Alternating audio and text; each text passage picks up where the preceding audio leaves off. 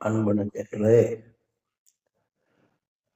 நான் எப்பயுமே காலையில எந்திரிச்ச உடனே, இப்ப எனக்கு வயசு 60 பிளஸ் ஆச்சு. எந்திரிச்ச உடனே முருகா, அதான் முதல் சொல்லு.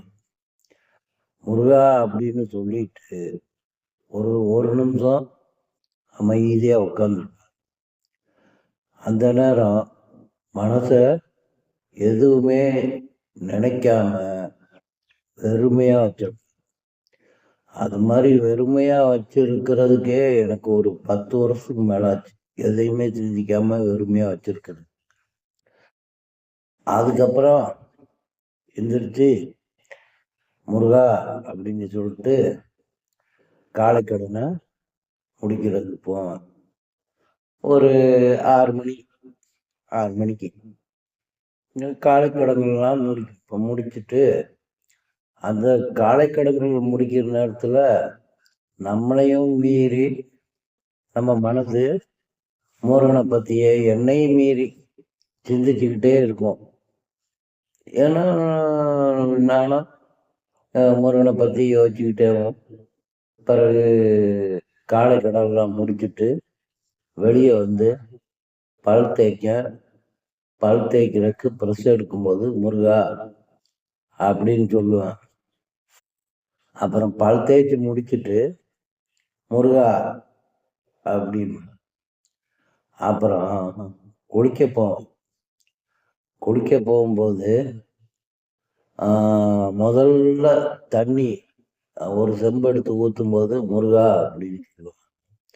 அப்புறம் எப்பெல்லாம் தண்ணி ஊற்றுறோமோ சோப் போட்டு தேய்ச்சி குளிக்கும் போதெல்லாம் முருகா முருகா முருகா அப்படின்னு சொல்லுவேன். இதெல்லாம் எதுக்கு சொல்றான் அப்படின்னு யோசிச்சீங்கன்னா, இந்த வீடியோவோட கடைசியில நான் ஒரு விளக்கம் சொல்றேன், கேட்டுக்கோங்க. வீடியோவை முழுசா பாருங்க. வீடியோவை சப்ஸ்கிரைப் பண்ணுங்க, லைக் பண்ணுங்க, அந்த பெல் ஐக்கான அழுத்துங்க. சரி, குளிச்சு முடிச்சிட்டேன். குளிச்சு முடிச்சுட்டு வெளியே வருவேன். வெளியே முருகா அப்படின்னு சொல்லிட்டு அப்புறம் என்னோட ட்ரெஸ்ஸுகள்லாம் மாற்றுவேன். அதுக்கு முந்தி நெத்தி நிறைய பட்டை அடிப்பேன். குளிக்க முடிச்சுட்டு பட்டை அடிச்சுட்டு அதுக்கப்புறம் என்னோட ட்ரெஸ்ஸுகள்லாம் மாற்றுவேன். மாற்றிட்டு அப்படியே கொஞ்ச நேரம் நான் வாக்கிங் எல்லாம் போகிறதில்லை. கொஞ்ச நேரம் வீட்டுக்குள்ளேயே அப்படியே உலாவி இருப்பேன். வீட்டுக்கு வெளியே வராண்டால அப்படி கொஞ்ச நேரம் நடப்பேன். அங்கே நடப்பேன், இங்கே நடப்பேன். மாடியில் ஒரு தோட்டம் இருக்கு. சும்மா சின்ன சின்ன செடிகள், பூச்செடிகள், இந்த மாதிரி செடிகள்லாம் ஒரு ஒரு 20 தொட்டியில் வளர்த்துக்கிட்டு இருக்கேன். அங்கே போய் ஒவ்வொரு செடியாக பார்த்துக்கிட்டு இருப்பேன். பார்க்கும்போதெல்லாம் என்னோட மைண்டு எதில் இருக்கும்? முருகா முருகா முருகா முருகான்னு. நான் ஒரு 7:15 அதுக்கு மேலே வேலைக்கு கிளம்பியாருவேன். பிறகு அப்படியே கீழே வருவேன். கீழே பிறகு என் ஒய்ஃபு எனக்கு டீ கொடுப்பேன். நான் காஃபி சாப்பிட மாட்டேன், டீ தான் குடிப்பேன். டீ குடிக்கும்போது முருகா அப்படின்னு சொல்லி எப்பயுமே ஒரு டம்ளர் தண்ணி குடித்தா கூட முருகான்னு சொல்லிட்டு தான் குடிப்பேன். அப்புறம் டீ குடிக்க முடிச்சுட்டு ஒரு 2 நிமிஷம் உட்காந்துருப்பேன். உட்காந்துட்டு அப்புறம் என்ன செய்வேன்? சாப்பிட்றதுக்கு ஆயத்தம். அப்புறம் சாப்பிடுவேன். சாப்பிட்றதுக்கு முந்தி முருகா அப்படின்னு சொல்லிட்டு தான் ஃபஸ்ட்டு கவலை வாயில் வைக்கும்போது முருகா முருகா இன்னைக்கு காலையில் எனக்கு உணவு கொடுத்ததுக்கு நன்றி அப்படின்னு மனசுக்குள்ள நினச்சிக்கிட்டு நான் முதல் கவலை வைக்கும்போது முருகா அப்படின்னு சொல்லுவேன். சொல்லிட்டு அப்புறம் சாப்பிடுவேன். சாப்பிடும் போதெல்லாம் தண்ணி குடிக்கும் போதெல்லாம் முருகா தான், முருகனை பற்றி தான், முருகன் தான். அப்புறம் எல்லாம் சாப்பிட்டு முடிச்சுட்டு பிறகு கொஞ்ச நேரம் வெளியே உட்காந்துருப்பேன். வெளியே வந்து உட்காந்துருக்கும் போது என் பேரன் வருவான். பேரன் வந்து 2ஆம் கிளாஸ் படிக்கிறாரு என் பேரன். அவர் வந்து கொஞ்ச நேரம் அரட்டை அடிப்பார், அதில் ஓடிடுவார், திரும்ப வருவார், அரட்டை அடிப்பார். அப்புறம் ஒரு 7 மணிக்கு என் வீட்டுக்காரி சாப்பாடு எல்லாம் ரெடி பண்ணி கொடுத்துருவா. அந்த சாப்பாடை எடுத்து வண்டியில் வச்சுக்கிட்டு, நான் ஒரு பழைய எக்ஸல் வண்டி தான் வச்சுருக்கேன். வண்டியில் வச்சுக்கிட்டு ஆஃபீஸ் கிளம்புவேன். அந்த வண்டியை கிளப்பும்போது முருகா தான், முருகா முருகா முருகா தான். அப்புறம் வண்டியை கிளப்பி நான் பாட்டுக்கு போவேன். கிளம்பி ஆஃபீஸ் நோக்கி போய்கிட்டே இருப்பேன். அந்த கரெக்டான டயத்துக்கு நான் ஆஃபீஸ் போய் சேர்ந்துருவேன். ஆஃபீஸ் போய் சேர்ந்து வண்டியை ஸ்டார்ட் பண்ணும்போது முருகா. அப்புறம் போய் என்னோடய சீட்டில் உட்காருவேன். சீட்டில் உட்காந்தோன்னா ஆட்கள்லாம் வருவாங்க, பேர் சொல்கிறவங்க சொல்லுவாங்க, பிறகு ஏதாவது சந்தேகம் கேட்குறவங்க கேட்பாங்க. எல்லாத்துக்கும் பதில் சொல்லிக்கிட்டே இருப்பேன். ஆனால் என்னோடய உள்ளே வந்து முருகனையே நான் நினச்சிக்கிட்டு இருக்கேன். இந்த முருகனை இப்படி இவ்வளோ தூரம் சொல்கிறாங்கிறதுக்கு ஒரு காரணம் இருக்குது. அப்புறம் வேலை நடக்கும். வேலை நடக்கும்போது இடையில இந்த ரெஸ்ட் எடுக்கிற நேரம், வெளியே போகிற நேரம், வர்ற நேரமெல்லாம் முருகன் தான். யாராவது முருகனை பற்றி கேட்டால் எனக்கு அப்படியே ஒரு சந்தோஷம் பீரிட்டுக்கிட்டு வரும். முருகனை பற்றி கதையாக சொல்லுவேன், நிறைய சொல்லுவேன். அவங்களும் அதை கேட்டு ஆச்சரியமாக கேட்பாங்க.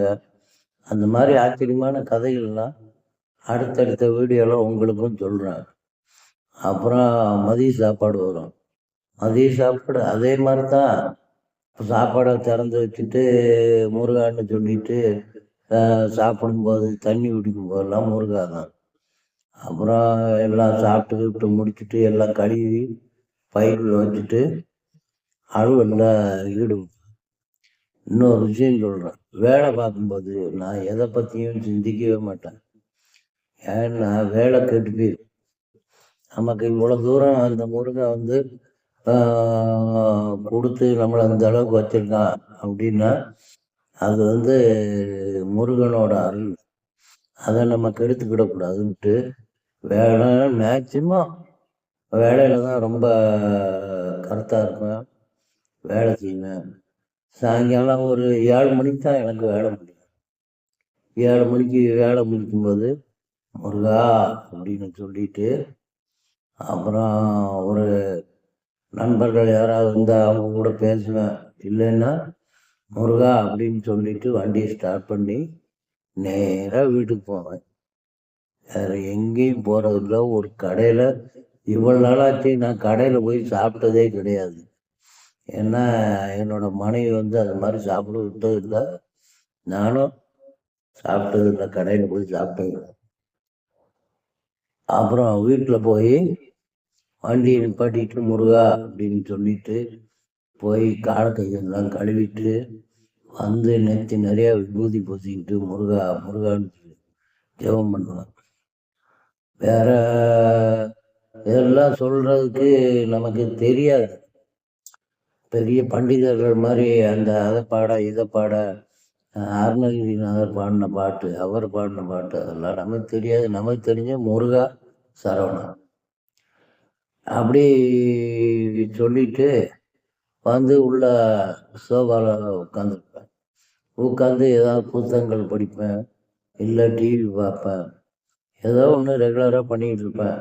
இடையில பூரா மைண்டில் ஓடுறது பூரா முருகா தான். அப்புறம் அப்படியே எந்திரிச்சு வெளியே கொஞ்ச நேரம் தெரு வரை போவேன், வாக்கிங் மாதிரி போவேன். போகும்போது செவிச்சுக்கிட்டே போவேன், ஜெபம் பண்ணிக்கிட்டே முருகா முருகா முருகான்னு. திரும்ப வந்து வீட்டில் வந்து ஒரு 8:30 மணிக்கு சாப்பிடுவேன். ஏதோ என் ஒய்ஃபு செஞ்சு கொடுப்பா, இட்லியா இன்னைக்கு தோசையா என்ன செய்வாங்கிறது எனக்கு தெரியாது. ஏதோ ஒரு டிஃபனு இல்லை சாப்பாடே கூட இருக்கும். அது சாப்பிட்டு கொஞ்ச நேரம் உட்காந்துருக்கும் போது அப்படி தான் அதுக்கப்புறம் நைட்டு தூங்குறதுக்காக படுக்கையை விரித்து படுப்பேன். படுக்கும்போது நான் சொல்லுவேன், முருகா, இன்றைய நாள் நல்லபடியாக கொடுத்ததுக்கு உனக்கு ரொம்ப நன்றி முருகா அப்படின்னு சொல்லிட்டு. இவ்வளவு எதுக்கு சொல்கிறேன்னா, இத்தனை நாள் ஆச்சு. இதை நான் கிட்டத்தட்ட ஒரு 30-35 வருஷமாக பண்ணிக்கிட்டு இருக்கேன். அதுக்கு முந்தி எங்கள் ஐயா, எங்கள் அப்பா, அதை அவர் சொல்லி கொடுத்ததான் இது. அவர் எப்பயுமே முருக பக்தர், முருகனையே நினச்சிக்கிட்டு இருப்பார். அவர் தான். நானும் ஒரு நாள் ஸ்கூலுக்கு போகும்போது, அப்போ ஒரு 10ஆம் கிளாஸ் படிச்சுக்கிட்டு இருப்பேன். ஸ்கூலுக்கு போகும்போது ஒரு நாள் காலையில் கூப்பிட்டு அவர் தான் சொல்லி கொடுத்தாரு. அவர் சொன்னது என்னன்னா, காலையில் எந்திரிச்ச உடனே முருகனை நினச்சிட்டு முருகான், மதியம் சாப்பிட போகும்போது முருகான், அதே மாதிரி நைட்டு சாப்பிட்டு படுக்கும்போது முருகான்னு சொல்லு. இந்த 3 டைம் விடாமல் என்னைக்குனாலும் சரி, எவ்வளோ பிரச்சனை இருந்தாலும் சரி, என்ன இருந்தாலும் சரி சொல்லு, நீ நல்லா இருப்படா அப்படின்னு எங்கள் ஐயா என்கிட்ட சொல்லியிருக்காரு. ஆனால் அதுக்கு மேலே மேலே பண்ணிக்கிட்டு இருக்கேன். முருகனை பற்றி சொல்கிறது, கேட்குறது எல்லாமே. இதில் என்ன ஒரு இதுன்னா, இவ்வளோ நாள் ஆச்சு. எனக்கு என் பிள்ளைய கல்யாணம் பண்ணி கொடுத்துட்டேன். 6 வயசில் ஒரு பேரன் இருக்கு.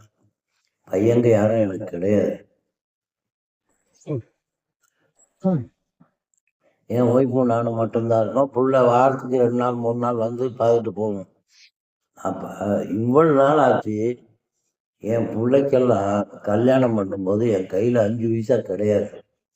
ஆனால் தானே தேடி வந்தது முருகனோட அருள் அப்படிங்கிறது. இது கேட்குறவங்க ஏதோ சொல்கிறா அப்படின்னு, ஆனால் உண்மையே அதுதான்.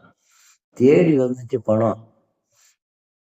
அப்போ என் பிள்ளைக்கு ஜாம்னு கல்யாணம் பண்ணேன்.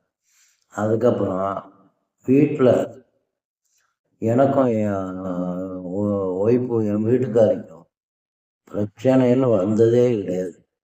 எவ்வளவு பிரச்சனை வந்தாலும் ஒன்று நான் விட்டு கொடுத்துருவேன், இல்லை அவள் விட்டு கொடுத்துருவாங்க. இந்த விட்டு கொடுக்கறது தான் பெரும்பாலும் அவ்வளோத்தான். அப்புறம் சந்தோஷம். வீட்டில் பிரச்சனை இல்லைன்னா சந்தோஷம் தானாக ஓடியாருமே. அந்த சந்தோஷத்தை கொடுக்குறது யாரு? முருகன். இப்படி நீ ஒரு நாள் கூட ஏதாவது பிரச்சனைகள் வீட்லையோ இல்லை வெளியவோ நான் பிரச்சனைகளில் சிக்கினதே இல்லை. ஏதோ 1-2 டைம் அந்த மாதிரி பிரச்சனையில் சிக்கியிருக்கேன். ஏதோ அந்த முருகன் அருளால் அதெல்லாம் ஒரு இதுவும் இல்லாமல் தீர்ந்துருக்கு அந்த பிரச்சனை. நானும் நல்லபடியாக இப்போ வரைக்கும் வாழ்ந்துக்கிட்டு இருக்கேன். இதை ஏன் சொல்கிறேன்னா, இதை நீங்களும் செஞ்சு பாருங்க. ரொம்ப நீங்கள் சும்மா இது பண்ண வேண்டாம், பதிகம் பாட வேண்டாம், அதை செய்ய வேண்டாம், இதை செய்ய வேண்டாம். கோயிலுக்கு முடிஞ்சப்போ போனால் போதும். ஆனால் காலையில் எந்திரிச்ச உடனே முருகா, மதியம் ஒரு டைம் சாப்பிட்ற நேரத்தில் முருகா, நைட்டு படுக்கும்போது முருகா, இப்படி 3 தடவை தொடர்ச்சியாக சொல்லுங்க. உங்களுக்கு என்ன பிரச்சனைகள் இருந்தாலும் உங்களுக்கே தெரியும். அது தானாக விளங்கிடும். நாள்பட பார்த்தீங்கன்னா உங்களுக்கு ஒரு சந்தோஷம் ஊட்டெடுக்கும். அந்த குடும்பமே சந்தோஷமாயிரும். அப்படி ஒரு சூழ்நிலையை அந்த முருகன் உண்டாக்கி கொடுப்பான். அதுக்காகத்தான் இந்த வீடியோ. நான் 2வது ஒரு ஷார்ட் வீடியோ போட்டிருந்தேன், எப்போதும் எந்நேரமும் முருகன், எப்போதும் முருகன். அதை கூட நீங்கள் பார்க்கலாம். பார்த்தா அதில் இருக்கும். அது முருகனை பற்றி காலையிலையும் மதியம் நைட்டு இதை பற்றி தான் சும்மா ஒரே வரியில் சொல்லியிருப்பேன், 4 வரியில். அது விளக்கமாக சொல்லணுங்கிறதுக்காக தான் இந்த வீடியோ. நீங்கள் கண்டிப்பாக அதை சொல்லி பாருங்கள். உங்கள் வாழ்க்கையில் கண்டிப்பாக ஒரு மாற்றம் கிடைக்கும். நன்றி, வணக்கம்.